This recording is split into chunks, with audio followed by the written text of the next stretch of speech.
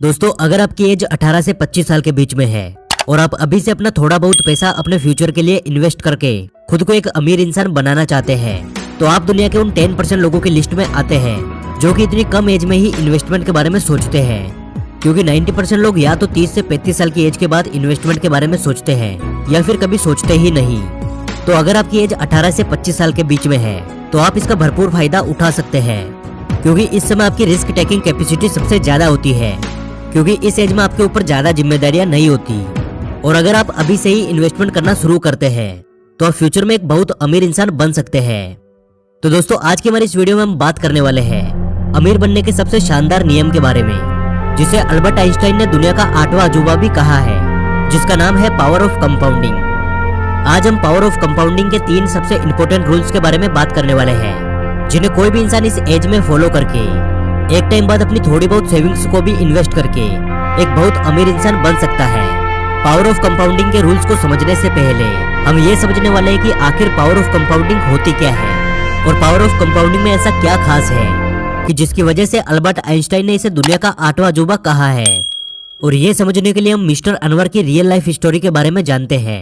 Mister Anwar Maharashtra के रहने वाले थे, जिन्होंने 1980 में विप्रो कंपनी में 10,000 रुपए इन्वेस्ट किए थे, जो कंपाउंडिंग की हेल्प से 2019 में हो गए 1,000 करोड़ रुपए। अब 1,000 करोड़ रुपए कैसे हो गए, हम इसको अच्छे से समझते हैं। 1980 में जब मिस्टर अनवर ने 10,000 रुपए इन्वेस्ट किए थे, उस समय विप्रो कंपनी के एक शेयर का प्राइस था 100 रुपए। यानी 1980 में 10,000 रुपए में मिस्टर अनवर को कंपनी के 100 शेयर मिले। इसके ठीक एक साल बाद 1981 में कंपनी ने 1:1 का बोनस डिक्लेयर किया, जिससे मिस्टर अनवर के पास कंपनी के टोटल 200 शेयर्स हो गए। उसके बाद 1985 में कंपनी ने फिर से 1:1 का शेयर डिक्लेयर किया, जिससे उनके शेयर्स हो गए 400।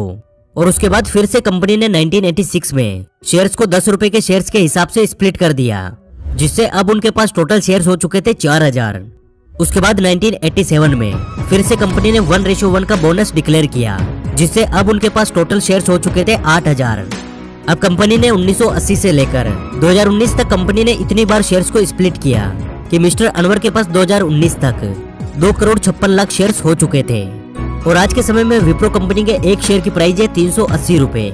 यानी अभी मिस्टर अनवर के टोटल शेयर्स की कीमत 972 करोड़ रुपए है। और साथ ही कंपनी से अपने शेयर होल्डर्स को डिविडेंड भी पे करती है, यानी कंपनी को होने वाले मुनाफे में से कुछ % हिस्सा कंपनी अपने शेयर होल्डर्स को बोनस के रूप में डायरेक्ट उनके अकाउंट में पे करती है।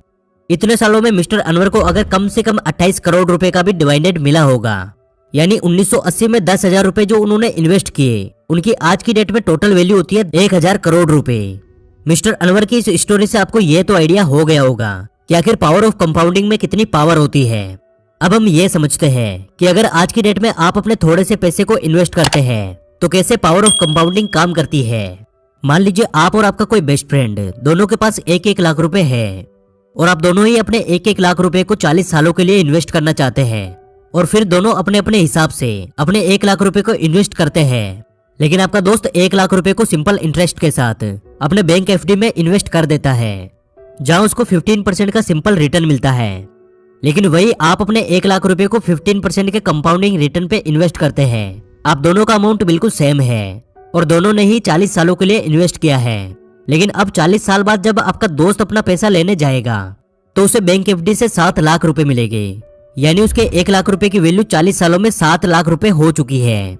लेकिन जब आप अपने पैसे को देखोगे तो आप ये देखकर हैरान रह जाओगे कि आपके उस 1 लाख रुपए की वैल्यू 15% कंपाउंडिंग रिटर्न की वजह से 40 सालों में 3,99,00,000 रुपए हो चुकी है, यानी ऑलमोस्ट 4 करोड़ रुपए।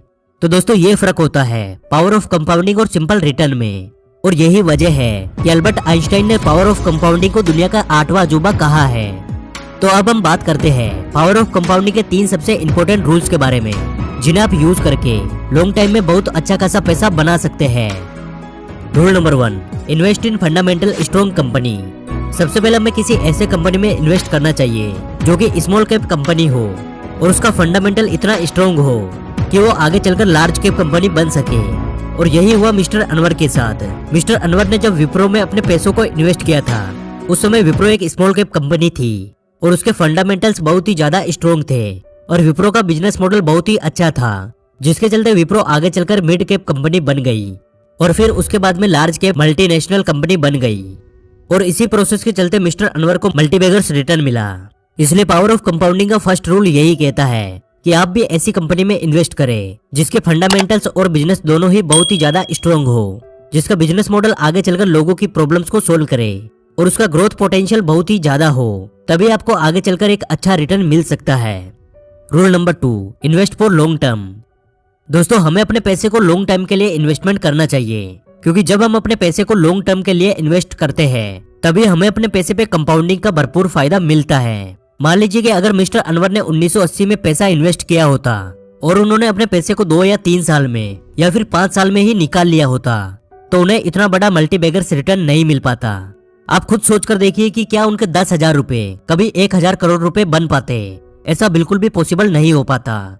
दोस्तों, कंपाउंडिंग में आपको आपके इंटरेस्ट पे भी इंटरेस्ट मिलता है, इसलिए जितना जल्दी हो सके आपको इन्वेस्टमेंट शुरू कर देनी चाहिए। और मल्टीबैगर रिटर्न पाने के लिए हमें लॉन्ग टर्म के लिए ही इन्वेस्टमेंट करना चाहिए।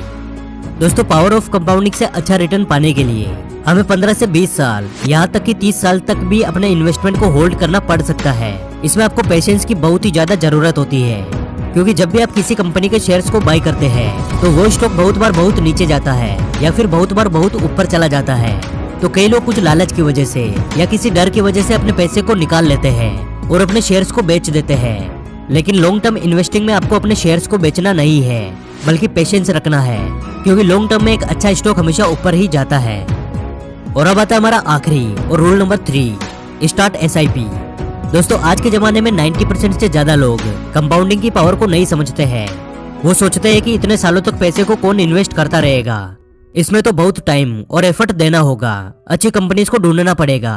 तो इसका सोल्यूशन हमारे रूल नंबर 3 में मिलता है, जिससे कि आपको हर महीने मैन्युअली पैसे इन्वेस्ट करने की जरूरत नहीं पड़ेगी। इसके लिए आप SIP शुरू कर सकते हैं। SIP का मतलब होता है सिस्टमेटिक इन्वेस्टमेंट प्लान।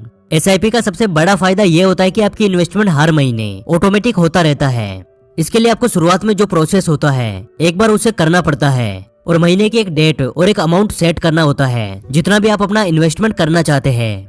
उसके बाद ऑटोमेटिक आपके बैंक अकाउंट से SIP के थ्रू आपका इन्वेस्टमेंट होता रहता है। लॉन्ग टाइम तक रेगुलर अपनी सेविंग्स को इन्वेस्ट करने के लिए हमें SIP जरूर करनी चाहिए। बिना SIP हर महीने इन्वेस्टमेंट करना, वो भी इतने लंबे टाइम तक, 99% लोगों के लिए इम्पॉसिबल होता है। हम एक टाइम बाद इन सब चीजों से बोर हो जाते हैं और उन्हें छोड़ देते हैं। तो दोस्तों, आज की वीडियो से यदि कुछ नया सीखने को मिला तो वीडियो को लाइक कर देना। और अभी आपकी एज क्या है और आप महीने की कितने रुपए तक की सेविंग्स कर लेते हैं, कमेंट बॉक्स में लिखकर जरूर बताना।